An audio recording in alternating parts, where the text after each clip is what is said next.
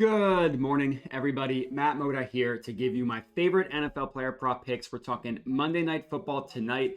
Dolphins versus Rams, best NFL player prop picks for Monday Night Football. Again, we're talking Monday Night Football tonight, November 11th. Happy 11/11, everybody. For those of you who celebrate, I am back home giving out these picks. I appreciate everybody's patience while I was traveling again. Going to be home for a while for the foreseeable future, so you're unfortunately stuck with me for the next couple months. But for this video, again, my favorite player prop picks for Monday Night Football tonight.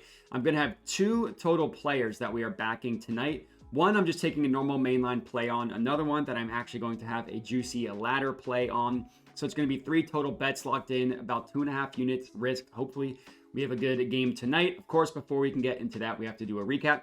So far, it's been a pretty good week 10, up over 3 units so far on this week 10. Obviously, that includes yesterday and that includes Thursday Night Football. Yesterday alone was fine. We were a little bit profitable with Thursday being really the doing the majority of the work of these week 10 results. As for the entire season, amazing season. We're up over 30 units on the year. We're up over 32% ROI. It's just been a phenomenal run.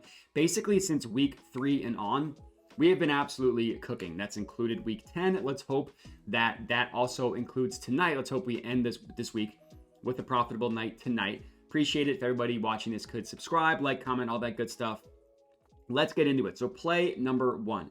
We are taking Cooper Kupp, 7+ receptions, plus 110 odds at FanDuel. Now, I will fully admit that when you're betting Cooper Kupp or when you're betting Puka Nacua, it admittedly feels kind of like Russian roulette. You don't know if it's going to be a Cooper Kupp game or a Puka Nacua game.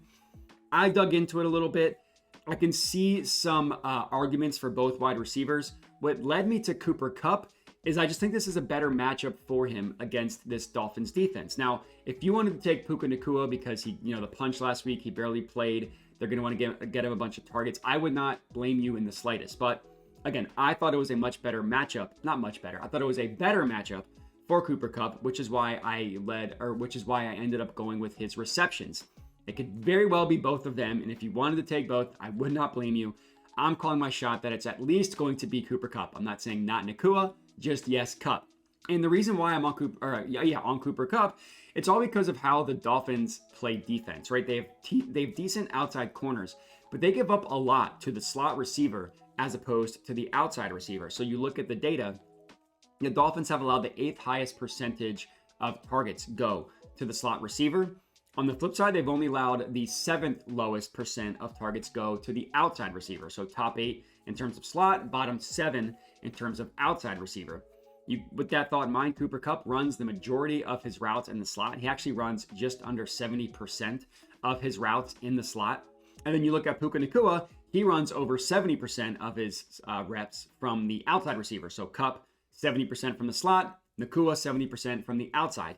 And Cooper Kupp obviously is very, very good when he lines up in the slot as well. Of all the receivers that have run at least 40 routes in the slot, Kupp has the 4th highest targets per route run. But one thing you kind of need to keep in mind with that is most of the players above him, all but one player above him, has run like almost half the routes that Kupp has ran. So obviously, when you put like a receiver that's mostly on the outside, put them in the slot, they're going to do that for a specific purpose, whereas Kupp runs the majority of his routes in the slot. So just kind of one thing to keep in mind.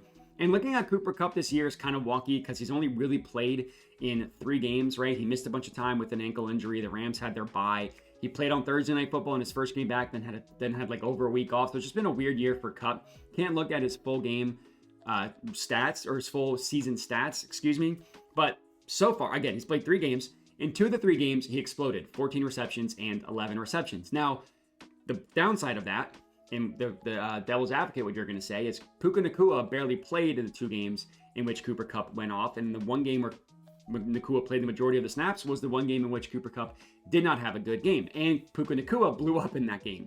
So that probably, Nacua being back and assuming he doesn't get hurt and he doesn't throw a punch, probably limits the ceiling of Cooper Kupp receptions. If I knew that Nacua was out, I would ladder Kupp all the way up to 10+. We wouldn't be getting the same price on 7+, I can tell you that. So again, he doesn't really have the ladder potential, but I do think that this is a much better matchup for Cooper Kupp, as I already detailed, the slot receiver, all that stuff. So I'm good with riding with Kupp to get the 7+ receptions, and they can both blow up. That's the beauty of both of these receivers. They could both blow up, but I'm calling my shot that it's at least going to be Cooper Kupp. That's play number 1. Play number 2, and this is also going to be our ladder play, is Tyreek Hill receiving yards ladder. So I'm going to put 1 unit on him to get to 80 plus receiving yards. That's plus 115 odds at Flip. And then I'm going to put a half unit on Tyreek Hill to get to 100 plus receiving yards. That's at plus 225 odds at bet 365. Now, Tyreek Hill, currently questionable with a wrist injury.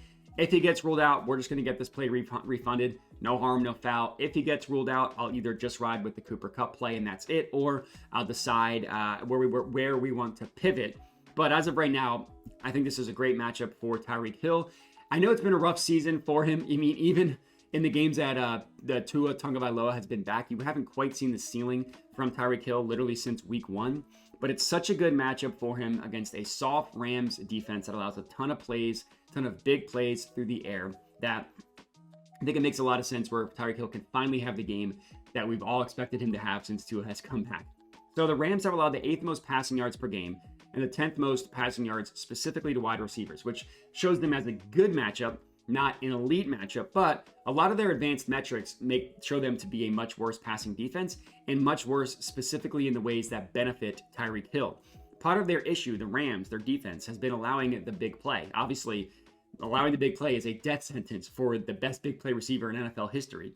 On the season, the Rams defense is allowing the 3rd most yards per route run, the most yards per target, the most yards per reception, and the 4th most yards after catch per reception. So top 4 in all those categories. Number 1 in yards per target and yards per reception. Obviously, that's a Tyreek Hill stat, right? Yards per target, yards per reception. That's Tyreek Hill.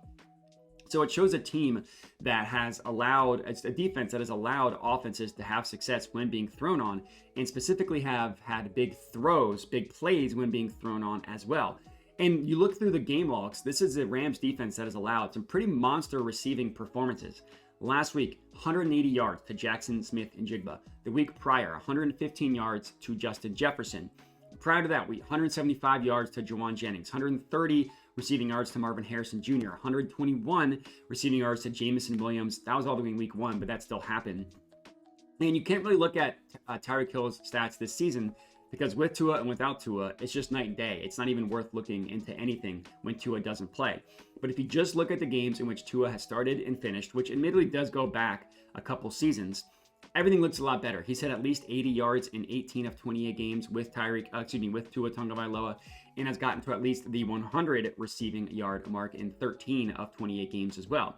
And in the 3 games this year that Tua has started and finished, Tyreek Hill has had 80 receiving yards in 2 of them, and he got 100 receiving yards, and that was all the way back in week 1, but that did happen. So backing 2 superstar wide receivers tonight, what could possibly go wrong? 3 total bets to lock in, 2 players that we are backing. Let's have a good game tonight. Again, remember to like the video, comment, subscribe. And then the last thing that I'll mention before we get out of here is that I do have a Dub Club where I send all my plays out for $5 a month. So if you just want everything that I'm playing sent to you, don't want to worry about YouTube, don't want to worry about Twitter, the Dub Club is for you. Again, only $5 a month gets everything I'm playing sent directly to your phone via text, email, or Telegram. So people that don't want to watch the YouTube videos, don't want to worry about Twitter, or by the time they watch the YouTube videos, the odds change and they want to get everything at the odds that I can lock them in at, that's when I point people to the Dub Club. So if you're interested, again, check that out. It's only $5 a month. If you're not interested in that, no problem, because I still send everything out for free on both YouTube and on either YouTube or Twitter. But that's all we got. I appreciate everybody for watching, and have a good one.